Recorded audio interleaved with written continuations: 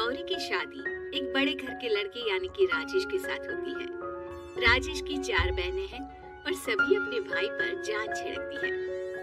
अरे पापा, ये राजेश के लिए कैसी छोटी सी हिट की लड़की ब्याह लाए आप? हम लोगों का भाई तो राजकुमार है, उसके लिए तो कोई राजकुमारी होनी चाहिए थी। गौरी को ननद की बात बुरी लगती है और वो रोने लगती है। अरे क्यों गला फाड़ रही है? क्या गलत बोल दिया मेरी बेटी ने? एकलौता बेटा है हमारा, समझी? वो तो तेरे ससुर हाँ कराए थे, वरना मैं तो ना करवाती तेरी शादी अपने हीरे जैसे बेटे से। ननदे सास को भरती और सास गौरी से लड़ती। ये क्या है? तुम्हारी बहनें और माँ आए दिन मुझे खरी खोटी सुनाती रहती है। क्यों नहीं बोलते उन लोगों को कुछ? अरे क्या बोलूं? अब उन लोगों का इकलौता भाई और बेटा होना तो वो लोग थोड़ी इमोशनल है मुझे लेकर, समझा करो ना। और कौन सा वो लोग रोज आते हैं ससुराल से? माना एक साथ नहीं आते, लेकिन रोज कोई ना कोई तो खड़ा ही रहता है ना। खैर, जैसे तैसे कुछ साल गुजरते हैं, गौरी एक प्यारे से बेटी की माँ बनती है। सुनिए, हर बात पर ससुर जी से पैसा मांगना ठीक नहीं लगता। आप कोई काम क्यों नहीं करते हैं? काम तो मैंने कभी किया ही नहीं गौरी। पापा के पास इतना पैसा है कि मुझे जरूरत ही नहीं पड़ी। लेकिन कहते हैं ना, हर दिन एक सा नहीं होता। गौरी के ससुर की मृत्यु हो जाती है और घर में गरीबी छा जाती है। गौरी ननद को फोन करती है। दीदी, अब जीजा जी को बोलकर इन्हें कहीं नौकरी दिलवा दो ना, घर चलाना मुश्किल हो रहा है। माँ जी की भी तबीयत खराब रहती है, दवाई का खर्चा और मुन्ने की पढ़ाई का खर्चा काफी है। कुछ मदद मिल जाएगी दीदी। देखो गौरी, तुम तो जानती हो मेरे खुद के 3 बच्चे हैं, तो ये मत सोचना कि बात घुमा कर बोलोगी तो मैं कुछ मदद कर दूंगी। अब पति तुम्हारा है, सास तुम्हारी है, तो करना तो तुमको ही है ना। हम भी तो निभा रहे हैं। खैर, बोल दूंगी इनको। गौरी समझ जाती है। वो दूसरी ननद को फोन करती है, लेकिन वहाँ से भी उसे कुछ ऐसा ही जवाब मिलता है। अरे भाभी, हमारा भाई कैसे काम करेगा? वो तो राजकुमार है। बस आप जरा माँ का ख्याल रखो, उन्हें कोई तकलीफ मत होने देना।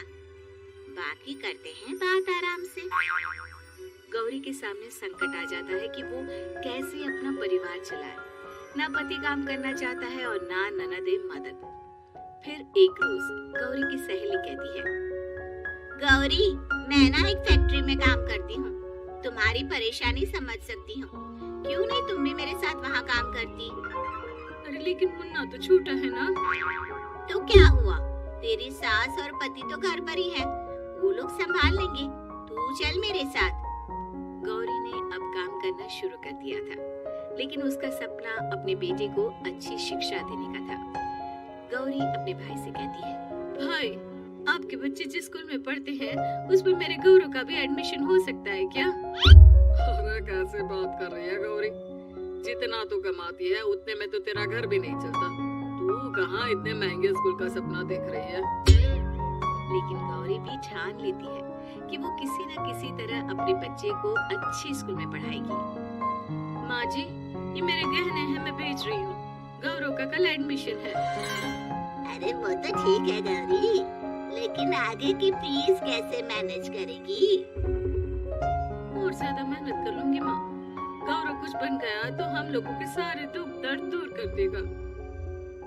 गौरी, हम लोगों ने तुझे गलत समझा, लेकिन तू ही थी जो ये घर लेकर चल रही है, वरना कब की अलग हो जाती। गौरी सास की ओर मुस्कुरा कर देखती है। आप भी तो मेरा साथ दे रही है ना। अरे कभी खाने में अंडा या मुर्गा भी खिला दिया करो, क्या रोज रोज पत्ता खिलाती रहती हो? अरे शर्म तो आती नहीं, सारा दिन बहू काम करके पैसे लाती है, खुद तो कुछ करता नहीं, ऊपर से मुर्गा खाना है इसको। गौरी अपना घर चलाने के लिए तो पर्याप्त पैसे कमा लेती है, लेकिन बेटे के महंगे स्कूल, कोचिंग और उसकी डिमांड पूरी करने के लिए उसे लोगों से पैसे उधार लेने पड़ते हैं। माँ, मुझे जूडो कराटे की ड्रेस चाहिए, मैं घर के कपड़ों में क्लास नहीं अटेंड करूँगा। और क्या, बिल्कुल, घर की भी कोई ड्रेस होती है क्या? मैं कल ही ला दूंगी। हाँ बच्चा, तू बस मन लगाकर पढ़ाई किया कर। उसके जाने के बाद कहाँ से लाएगी पैसे ड्रेस के? माँ वो पास वाली चाची से कुछ पैसे उधार लो। अरे सभी से तो उधार ले चुकी है तू। कर्जा इतना चढ़ा लिया है कि पूरा जीवन भी कमाएगी तो उतार नहीं पाएगी।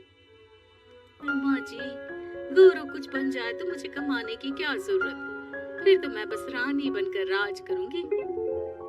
एक दिन गौरव कहता है, माँ मेरी नौकरी लग गई है, वो भी अच्छे पैसों में। अब हम लोगों के बुरे और दुख के दिन जल्दी खत्म हो जाएंगे। गौरी की खुशी का ठिकाना नहीं होता। वो सास की फोटो के सामने हाथ जोड़ती है कि उसका पति उसे कहता है, देखा गौरी, तेरी तपस्या खत्म हुई।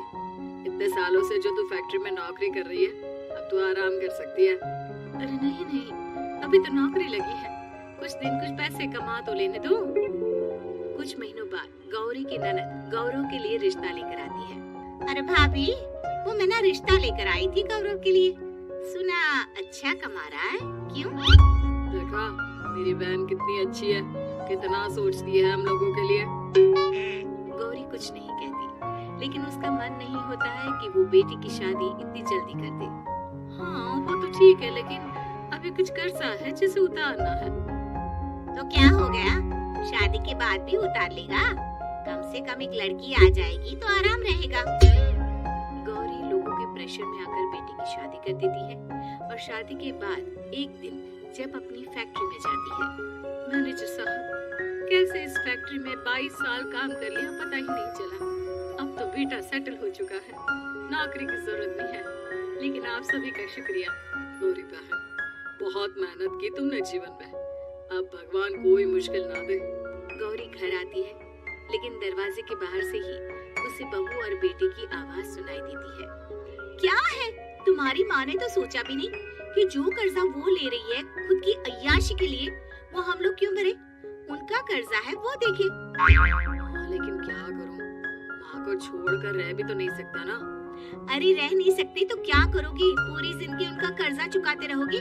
कल को हमारी भी फैमिली बढ़ेगी, कैसे मैनेज करेंगे? मैं नहीं जानती, साफ साफ बोल दो पैसे नहीं है फालतू के।